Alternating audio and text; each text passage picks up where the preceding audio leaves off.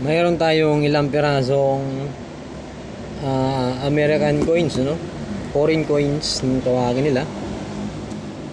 Roosevelt dime 1977. Ito po ay isang common lang. Ayan, one dime. May mga silver din ito, yung mga late 40s, late 90s. Ayan, mga 1900s. Yun yung mga silver. Ito, mga nickel na lang ito. At ilang pirasong Lincoln penny kung tawagin nila. 90s. Copper plated steel. Mga magnetic na rin tong iba nito. 1 cent na Lincoln.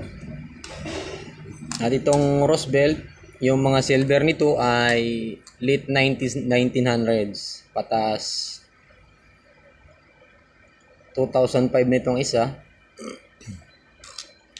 At sa Lincoln penny mayroong pinaka-rare na year. Sa year yun na ganitong coins.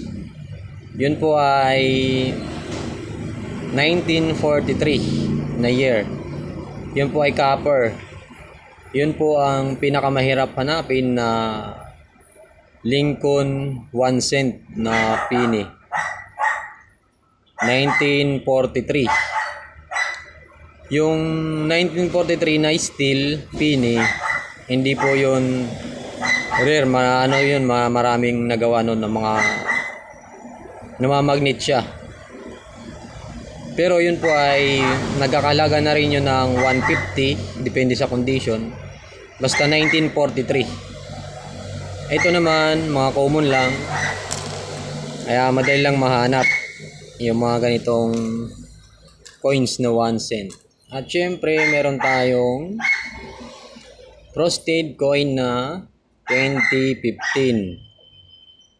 2015 na frosted coin. 2% sa populasyon, ibig sabihin nun, marami pa. Napakarami pa siya.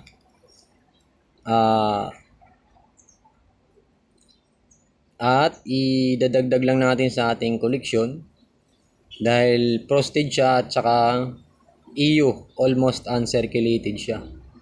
So magandang itabi yung mga uncirculated at mga almost uncirculated. Pero ito po ay isang common lang.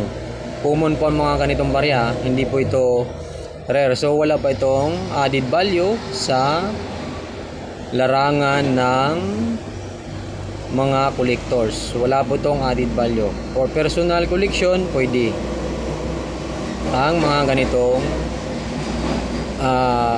barya ng ito po ay isang frosted coin kasi. So idadagdag lang natin sa ating koleksyon at almost uncirculated siya.